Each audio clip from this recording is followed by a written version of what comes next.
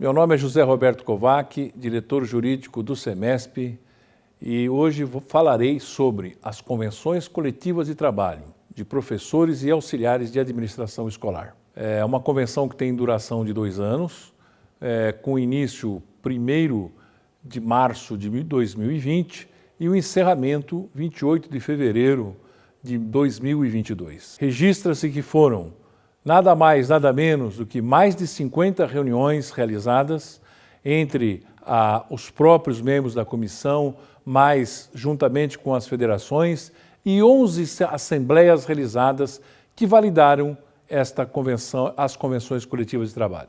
Importante registrar que as convenções coletivas de trabalho, desde 1995, ela vem, na sua maioria das cláusulas, sendo ratificadas por um motivo muito simples. A maioria delas tem previsão, inclusive, o que está na CLT. Então, não haveria necessidade, inclusive, de estar na Convenção Coletiva de Trabalho. Entretanto, para facilitar a vigência das normas e, ao mesmo tempo, disciplinar as relações de trabalho, várias dessas cláusulas que estão previstas na Convenção Coletiva também acabou sendo renovada na presente norma coletiva. Então, ou seja, uma série de cláusulas que não serão citadas é porque elas foram mantidas e não foram alteradas. Entramos numa negociação coletiva dentro de uma pandemia, o que significou que tivemos alterações legislativas importantes. Medida provisória 927, medida provisória 936 de 2020, que depois foi transformada na Lei 14.040, medida provisória 1045 e 1046 de 21. E com isso nós tivemos que negociar a flexibilidade e adaptações de todas as cláusulas, considerando que férias coletivas individuais, no período da vigência das medidas provisórias, ela prevalece sobre a regra geral da Convenção Coletiva de Trabalho. O recesso, a mesma coisa, garantia semestral de salário, redução de número de alunos e redução por número de alunos, tanto de alteração curricular, por número de alunos matriculado. E redutibilidade salarial, a mesma coisa, até porque houve suspensão de contrato, houve redução de jornada em função da previsão expressa na medida provisória 936 e também na medida provisória 1045. O banco de horas também ele foi renovado, mas excetuando também o que prevê na sua vigência tanto a medida provisória 927 como também a medida provisória 1045. Há também uma alteração importante. Sempre existiu uma cláusula na Convenção Coletiva que proibia acordos diferentes do que prevalecia na Convenção Coletiva. Entretanto, em função dessas regras diferenciadas provocadas pelas medidas provisórias já citadas, também ressalvou-se a possibilidade de fazer acordo coletivo diferentemente do que está na norma coletiva de trabalho. Uma das formas de resolver soluções de conflitos coletivos é por intermédio do Fórum de Conciliação de Conflitos Coletivos, que é formado pelo sindicato e pelos sindicatos representativos das categorias e suas federações. Esses fóruns coletivos sempre foram feitos de forma presencial.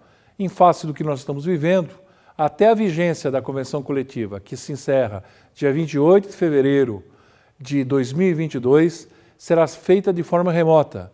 E é uma forma interessante de buscar soluções sem precisar se socorrer do Poder Judiciário. A Convenção Coletiva de Trabalho, ela não disciplina o teletrabalho, o home office ou remoto. Mas é um tema de grande importância, considerando que houve a reforma trabalhista, ela trouxe esse tema em função da publicação da Lei 13.467 de julho de 2007 e também, no período da pandemia, a medida provisória 927 e a medida provisória 1046 também disciplinaram esse tema. Então, é importante e recomendamos que, na vigência dessas medidas provisórias, elas teriam que ser reguladas exatamente como determina a medida provisória, considerando que, na grande maioria das instituições, houve uma conversão do trabalho presencial para o trabalho remoto, ou home office, ou o telepresencial. Em relação ao reajuste salarial, não houve reajuste em 2020. Como não houve reajuste em 2020, não há possibilidade de fazer compensação daquilo que não existiu. A gente sempre recomenda que as instituições esperem a formalização da convenção coletiva para aí então estabelecer os seus reajustes. Então, na cláusula de compensação salarial, não há possibilidade de fazer qualquer antecipação ainda que foi dada no período entre 1º de março de 2020 a 28 de fevereiro de 2021, ou seja, no primeiro ano da vigência da convenção coletiva. Por outro lado, é possível sim ser feito no segundo ano de vigência da convenção coletiva de trabalho, ou seja, a partir de 1º de março de 21 a 28 de fevereiro de 2022. Por que razão? Porque em janeiro de 22 será aplicado um reajuste de 4% relativamente ao salário praticado no mês de dezembro de 2021. Sobre a irredutibilidade salarial, que é um tema previsto inclusive na Constituição Federal, houve uma profunda mudança. Por quê? Tanto a medida provisória 936, que foi inclusive transformada em lei, e mais recentemente a medida provisória 1045, trouxe a possibilidade de redução de jornada de trabalho, suspensão de contrato de trabalho. E por essa razão, nessa cláusula também foi ressalvada a possibilidade de que fosse feito tanto a redução de salário como a redução de jornada e, por consequência, a alteração salarial do empregado. A redução de carga por extinção ou supressão de disciplina, classe ou turma, isso motivada por alteração curricular, ela sofreu também uma alteração por qual motivo? Na realidade, houve um reordenamento do período letivo, e não só do período letivo, mas da oferta das disciplinas. Então, na realidade, a comunicação, tanto no caso de alteração curricular como redução de número de alunos, vai ser considerado o término da disciplina ou o término do curso. Exemplo, eu posso ter um curso que termina no mesmo período. Se termina no mesmo período, está fácil de solucionar a questão da alteração, a alteração da carga horária do professor. Entretanto, pode ocorrer que tem disciplinas que terminam em junho e outras disciplinas que terminam, por exemplo, no mês de agosto, o que significa que a comunicação da redução será feita em agosto, no caso de redução de número de alunos, até a segunda semana do início da aula daquela disciplina ou daquele curso. No caso da motivação de redução por motivo de alteração curricular, tem que ser feito pelo órgão colegiado, comunicado com 30 dias ao professor, que terá 5 dias para se manifestar, se aceita ou não aceita. Se ele não se manifestar, significa dizer que houve uma aceitação tácita. Em relação às convenções coletivas dos professores, tradicionalmente sempre houve as férias coletivas de trabalho, preferencialmente no mês de julho, com aprovação do respectivo calendário escolar das instituições de ensino. Da mesma forma como ocorreram com diversos tópicos da convenção coletiva, que teve que ressalvar em função da medida provisória 927 e também a medida provisória 11.046 de 2021, as férias também deixarão de ser coletivas dentro dos períodos das respectivas vigências das medidas provisórias, podendo também ser divididas.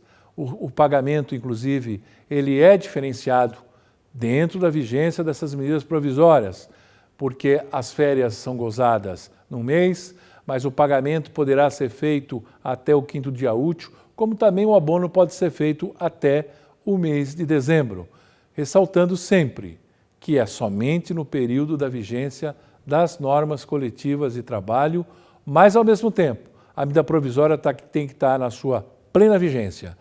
Qualquer férias concedidas fora disso tem que obedecer à convenção coletiva. No caso dos auxiliares, não existem na convenção coletiva férias coletivas. E aí é observado, então, esse mesmo critério para as férias individuais. Nas férias coletivas também não há necessidade de comunicar o sindicato. Basta comunicar o empregado com 48 horas de antecedência. O recesso escolar, nas convenções vigentes ao longo desses anos, ela sempre foi gozada preferencialmente no mês de janeiro, até 20 dias e depois dividida em 2 períodos. O que ocorre agora é que, em função também da pandemia, reordenamento do período letivo, o que acabou acontecendo? Houve a necessidade da instituição suspender aulas, houve a necessidade de reordenar o período letivo e, como tal, o recesso, por esse motivo, no período de 2021 e 2022, poderão ser divididos em 3 vezes, dentro da vigência das respectivas medidas provisórias, quais sejam medida provisória 927 e medida provisória 1045 de 2022. Os acordos coletivos firmados nunca puderam ser diferentes das garantias mínimas estabelecidas na Convenção Coletiva de Trabalho. Entretanto, diante da excepcionalidade, poderão ser firmadas convenções coletivas diferentes, desde que tenha esse acordo coletivo firmado entre a entidade e o respectivo sindicato representante da categoria. As homologações da rescisão de contrato de trabalho, elas foram habitualmente realizadas de forma presencial. O momento, na realidade, não permite que isso ocorra, considerando que as instituições hoje estão praticamente, grande parte ainda, no ensino remoto. Vários dos seus professores e auxiliares de administração, devido até à pandemia, estão com dificuldade de locomoção e até em função da recomendação do isolamento e distanciamento, não é adequado realmente que se faça presencial. Então, as homologações serão feitas a partir de então, sempre de maneira remota. E as condições documentais estão disciplinadas na própria cláusula. Contribuição assistencial. O SEMESP e as entidades sindicais estão submetidas a uma decisão judicial que se transformou na cláusula de contribuição assistencial, cujo regramento, basicamente, estabelece o seguinte: o empregado ele pode fazer oposição a essa contribuição assistencial no prazo de 30 dias, de forma individualizada, não é de forma coletiva, endereçada à entidade mantenedora e pelos meios eletrônicos também para o sindicato profissional representativo da entidade. Cabe ao SEMESP e todas as entidades sindicais verificarem e para darem publicidade necessária desta cláusula nos quadros de aviso da instituição ou como, diante da impossibilidade do quadro de aviso, fazer as comunicações virtuais necessárias para que ele faça de forma livre, sem qualquer coação, se quer ou não fazer a oposição à contribuição assistencial. Alguns sindicatos não podem realmente recolher, que tenha o recolhimento da contribuição assistencial, porque firmaram TACs. E também, nesse sentido, o SEMESP e o próprio sindicato que assinou o TAC vedando tal condição devem informar as instituições. O banco de horas também está inserido na Convenção Coletiva de Trabalho e poderá ser firmado pela mantenedora e pelo respectivo sindicato. E na falta do sindicato, desde que a cláusula do banco de horas conste exatamente como está na convenção coletiva, ela vai ser suprida pela assinatura da federação responsável ou em relação àquele sindicato a ela filiada.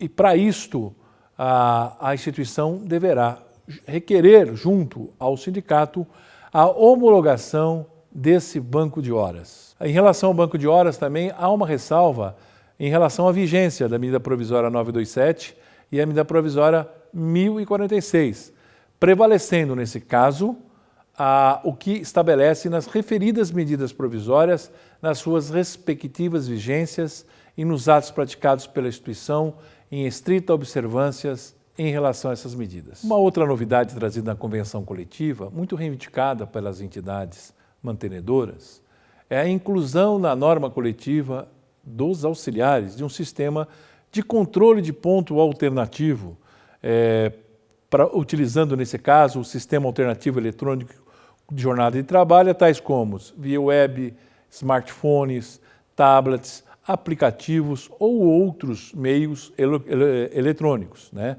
Para fiscalização e acompanhamento pelo auxiliar, os sistemas alternativos eletrônicos deverão estar disponíveis no local de trabalho, permitir a identificação do empregado e do empregador e, por último, possibilitar, através de central de dados, a extração eletrônica impressa de registro fiel das marcações realizadas pelos empregados. As convenções coletivas de trabalho dos auxiliares de administração têm previsão também do piso salarial, do vale-refeição e da cesta básica. Então é importante que acesse o site do SEMESP, onde está definidos os valores dos respectivos itens que acabei de falar, ou seja, piso salarial, vale-refeição e cesta básica dos auxiliares de administração. Além disso, obviamente, surgirão dúvidas. O que importa é que as instituições encaminhem essas dúvidas para que nós podemos, por intermédio dessas dúvidas, responder e tornar público para que outras pessoas tenham acesso também a dúvidas de outras instituições que também pode ser a deles. O objetivo do vídeo em si, ele foi criar um resumo da norma coletiva de trabalho, né? Em função do quê? Daquilo que foi mantido, daquilo que foi alterado, daquilo que foi aperfeiçoado e, principalmente, as alterações decorrentes pela medida provisória 927, medida provisória 936 de 2020 e também da medida provisória 1045 e medida provisória 1046. É sempre bom lembrar de que a aplicação principalmente das medidas provisórias sob suspensão de contrato, redução de jornada, ela está disciplinada na portaria, na medida provisória 1046, e para o período em que houve a suspensão do contrato ou a redução, há um período também de garantia de emprego nesses mesmos períodos em que houve esses dois fatos, esses dois eventos em relação ao empregado. Meu nome é José Roberto Kovacs, sou diretor jurídico do SEMESP e fizemos diversos vídeos para tratar sobre convenção coletiva, os seus reflexos trabalhistas, a sua aplicabilidade, as suas alterações e, principalmente, as grandes mudanças decorrentes em função das medidas provisórias publicadas por força da pandemia.